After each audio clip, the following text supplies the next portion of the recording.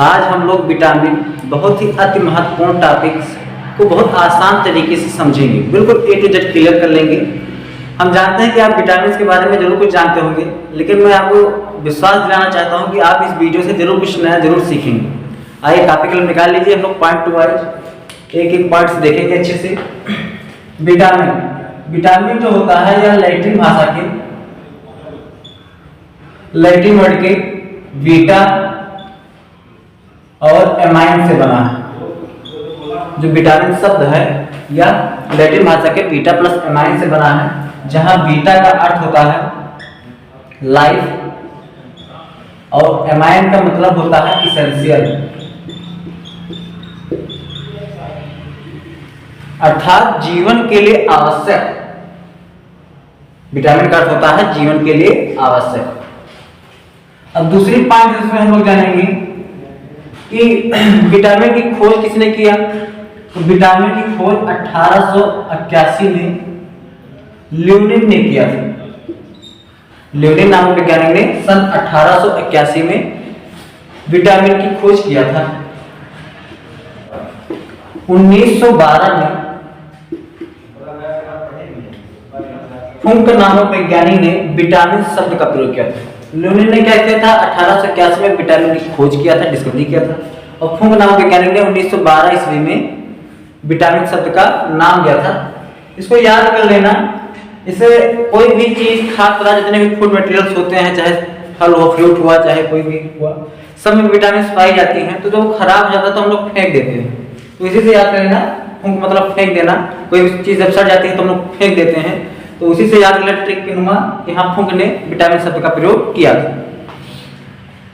फिर next point है कि आखिर सबसे पहले विटामिन, कौन सा विटामिन सबसे पहले ज्ञात हुआ। तो जो फर्स्ट नॉन विटामिन है, कौन सबसे पहले विटामिन ज्ञात हुआ, तो विटामिन सी। विटामिन सी सबसे पहले ही ज्ञात हुआ था। नेक्स्ट पॉइंट कि आल विटामिन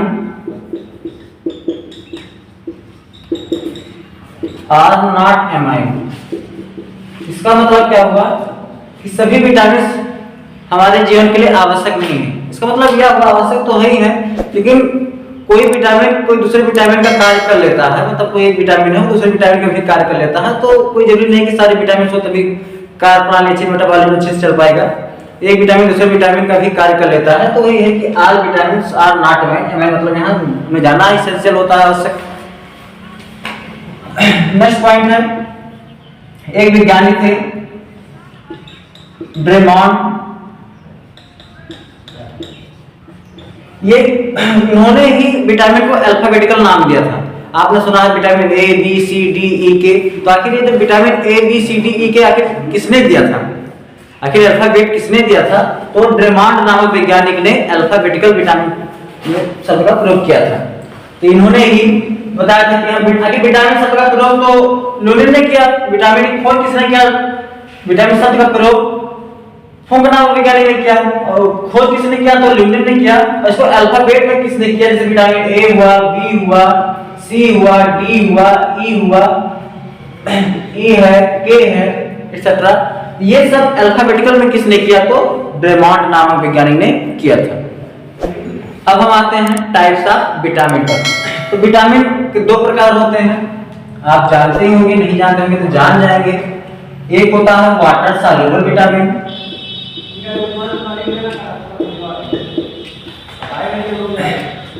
और एक होता है फैट सॉल्युबल विटामिन। तो विटामिन दो प्रकार होते हैं, एक वाटर सॉल्युबल और एक फैट सॉल्युबल। अब वाटर सॉल्युबल में कौन कौन से विटामिन आते हैं, तो विटामिन, हम विटामिन को साथ में VIT लिख देते हैं, समझते रहना। Vitamin B and C, B और सी वाटर सॉल्युबल में आते हैं। फैट सॉल्युबल में कौन कौन सी विटामिन आती हैं, तो विटामिन ए है, डी है, ई है और के। काफी इंपॉर्टेंट होते हैं, जानना है। ट्रिक भी इसका भी बता देंगे, जैसे हमने बताया कि सारे खाद्य पदार्थों में विटामिन पाया जाता है, जब वो खराब हो जाता है तो हम फेंक देते हैं। तो वही फेंकना से फूंक आ गया, वही खोज, मतलब विटामिन सब का प्रयोग नहीं किया था। तो इसका भी ट्रिक है जो फैट सॉल्युबल विटामिन है इसको हम लोग ट्रिक बनाए हैं कीड़ा, कीड़ा विटामिन ए डी ई के, कीड़ा, तो कीड़ा किसमें आ जाएगा? फैट सॉल्युबल, मतलब फैट सॉल्युबल कीड़ा, तो विटामिन के ई डी ए ये किसमें आ जाएगा? Fat soluble, fat soluble vitamin में। वाटर सॉल्युबल में बी सी, इसका ट्रिक समझ लेना कि अगर बायोलॉजी केमिस्ट्री नहीं पढ़े तो गए पानी में, वाटर सॉल्युबल है, बायोलॉजी केमिस्ट्री नहीं पढ़े तो गए पानी में, बी से बायोलॉजी, सी से केमिस्ट्री, तो बायोलॉजी केमिस्ट्री नहीं पढ़े तो गए पानी में। फैट सॉल्युबल का ट्रिक क्या है? कीड़ा। तो ये वो टाइप्स ऑफ विटामिन, अब हम लोग वन बाय वन अच्छे से पढ़ेंगे। विटामिन ए अच्छे से मिलाते हैं, विटामिन ए के बारे में हम लोग जानेंगे। सब कॉपी का निकाल लोगे, सब नोट करते हुए चलो। विटामिन ए, विटामिन ए का इसका आखिर रासायनिक नाम क्या है, केमिकल नेम क्या है? तो रेटिनॉल है। पहला तो यही जानो कि विटामिन ए का रासायनिक नाम क्या होता है, तो रेटिनॉल होता है। अच्छा, इसको और हम लोग कुछ भी कहते हैं, इसको और क्या क्या कहा जाता है? विटामिन ए को नो है मतलब कहा जाता है। विटामिन ए को और किस किस नाम से हम लोग जानते हैं? तो एंटी इन्फेक्शन, विटामिन ए को एंटी इन्फेक्शन के नाम से भी जाना जाता है, और किस नाम से भी जाना जाता है? Also known as anti जीरोथैल्मिक।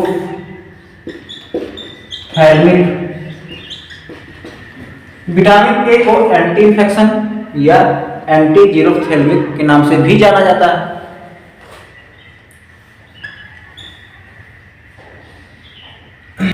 आखिर विटामिन ए का डिस्कवरी किसने किया?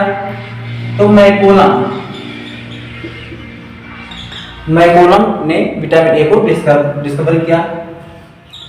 अच्छा, विटामिन ए पाया किसमें जाता है? इसके स्रोत क्या है, सोर्स क्या है, कहां से हमें मिलता है? तो मिल्क, कैरेट, इसको नहीं भूलना है, गाजर में पाया जाता है, फिश ऑयल में भी पाया जाता है, और यॉर्क ऑफ एग में भी होता है, और जानना हरी धनिया में भी पाया जाता है, और एक्सेट्रा कर लेंगे, बहुत सारी चीज में पाया जाता है। मेन होता है, कैरेट नहीं बोलना विटामिन ए में। फिर उसके बाद हम देखेंगे जो विटामिन ए होता है, विटामिन ए जो होता है, विटामिन ए दो प्रकार के होते हैं। विटामिन ए जो होता है दो प्रकार का होता है, A1 और A2। जो A1 होता है विटामिन, जो A1 होता है, विटामिन A1 की कमी से नाइट ब्लाइंडनेस हो जाता है।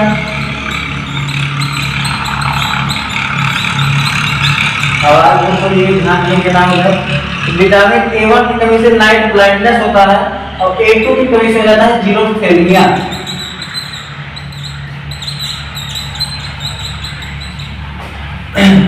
मतलब आंख का सूख जाना, जीरोथैल्मिया हो जाता है, उसमें आंख काफी गड्ढे सूख जाता है, जो जितने भी वो टेयर होते हैं वो बिल्कुल सूख जाती हैं, तो जीरोथैल्मिया होता है। विटामिन A2 की कमी से होगा। विटामिन A1 की कमी से क्या होता है? नाइट ब्लाइंडनेस, रतौंधी होता है। इसमें क्या होता है कि शाम के टाइम से जो है दिखाई अच्छे से नहीं देता है। तो ये हुआ विटामिन ए के बारे में। हमें एक पॉइंट और जानना है कि आखिर विटामिन ए का फार्मूला क्या होता है, केमिकल फार्मूला क्या होता है? तो C20 H80 होता है, 80 और O, ये होता है विटामिन ए का फार्मूला। C20 H80 और O, ये विटामिन ए का फार्मूला। हम लोग आते हैं नेक्स्ट विटामिन पर, हम लोग आते हैं विटामिन ई पर। तो विटामिन ई का रासायनिक नाम क्या होगा? तो टोकोफेरॉल।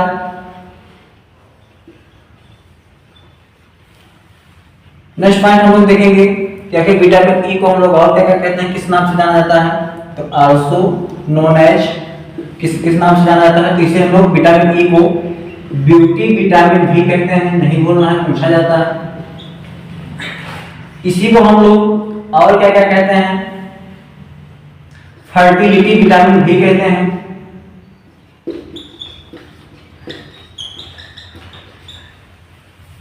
और विटामिन ई को हम लोग किस किस नाम से जानते हैं? तो एंटी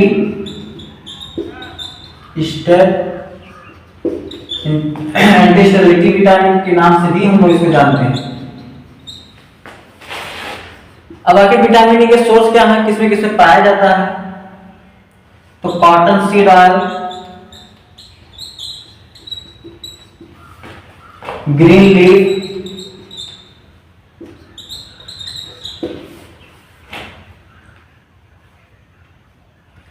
और बहुत सारी चीजें हैं, एक्सेट्रा कर लेना। और इसकी कमी से होता क्या है? इसकी कमी से क्या होता है कि जनन क्षमता में कमी हो जाती है। जनन क्षमता में कमी हो जाता है, मांसपेशियां कमजोर हो जाती हैं। ये है विटामिन ई। और इसका जो केमिकल फार्मूला क्या होता है? C32H50 और O2। आते हैं विटामिन डी पर। इसका फार्मूला क्या होता है? C28H40O44 और O। विटामिन में पहला पॉइंट हम लोग देखेंगे, इसका रासायनिक नाम क्या होता है?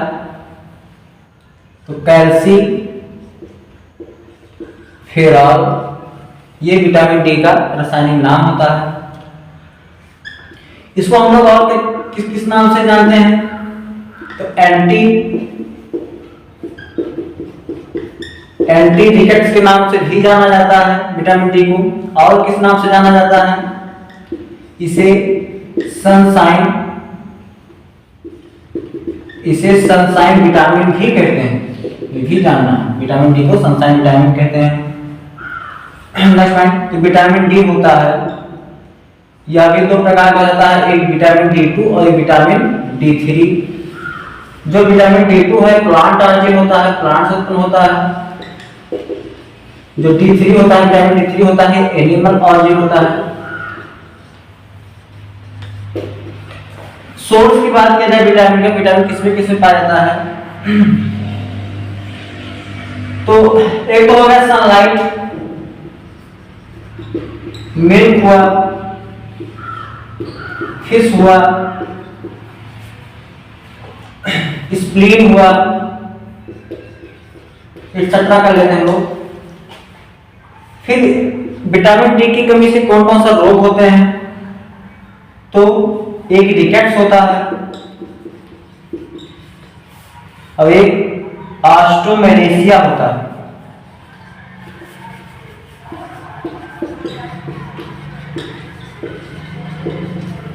जो रिकेट्स होता है, रिकेट्स जो होता है बच्चों में आखिर होता है क्या है? इसमें जो हाथ पैर की जो हड्डियां होती हैं वो टेढ़ी हो जाती हैं, कमजोर हो जाती हैं। तो रिकेट्स जो होता है यह बच्चों में होता है।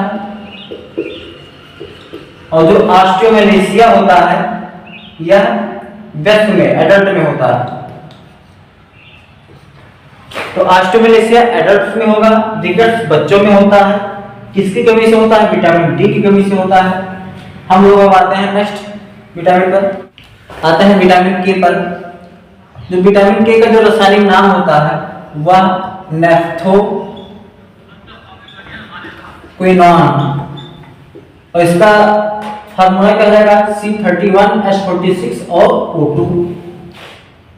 नेक्स्ट जो विटामिन होता है के, यह विटामिन K1 एंड K2 दो प्रकार का होता है।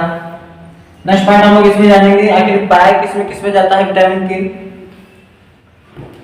तो ग्रीन लीफ, जितने भी हरी पत्तियां होती हैं उसमें सब में पाया जाता है। पनीर में भी पाया जाता है, मिल्क में भी होता है, टमाटर में, टोमेटो में भी होता है। याद कर लेना, बहुत सारी चीजें में पाया जाता है। और विटामिन के कमी से होता कौन सा रोग है? तो डिलेड ब्लड क्लॉटिंग, अर्थात रुधिर का थक्का न जमना। इसकी कमी हो जाती है तो कहीं चोट लग जाती है तो खून काफी देर तक बहता है, जल्दी रुकता नहीं है। तो यह रुधिर को थक्का जमाने में, ब्लड तो कहीं चोट लगती है तो ब्लड बहता है तो उसको रोकने में काफी हेल्पफुल होती हैं विटामिन की। अब आते हैं हम लोग नेक्स्ट विटामिन पर, आते हैं लोग विटामिन सी पर। विटामिन सी का जो रासायनिक नाम होता है वह एस्कॉर्बिक एसिड होता है।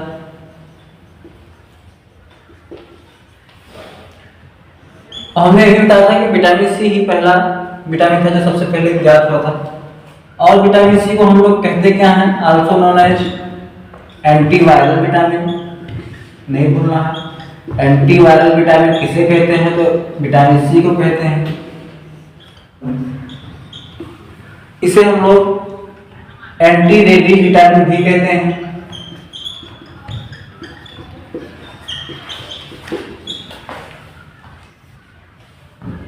और क्या इसमें जाना है कि डिस्ट्रॉय ऑन कुकिंग, मतलब कि ज्यादा गरमाने पर जो कोई भी फूड मटेरियल है, ज्यादा गरमाने पर विटामिन सी नष्ट हो जाता है।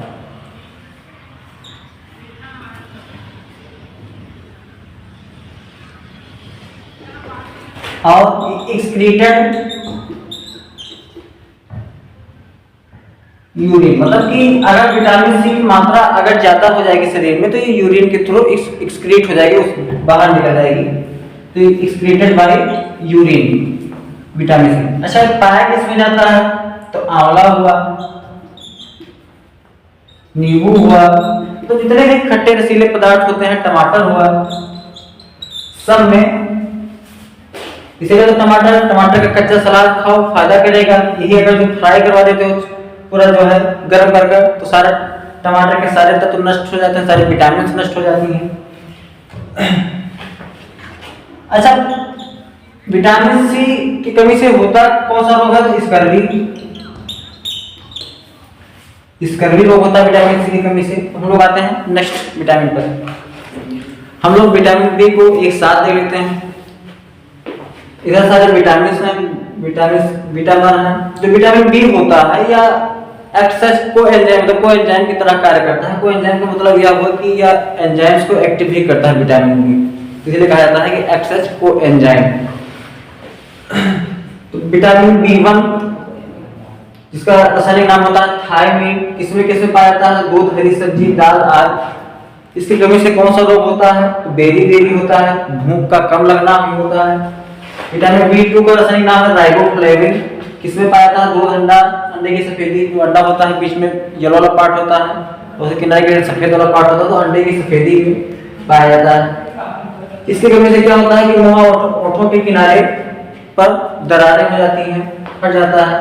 विटामिन बी3 जिसका रासायनिक नाम है पैंटोथेनिक अम्ल, किसमें kidney, liver etcetera food material में पाया जाता है। इसकी कमी से क्या होगा? पैरों के तलवे पर जलन होने लगती है। जो पैर होते हैं उसके तलवे होते हैं उस पर काफी जलन होने लगती है।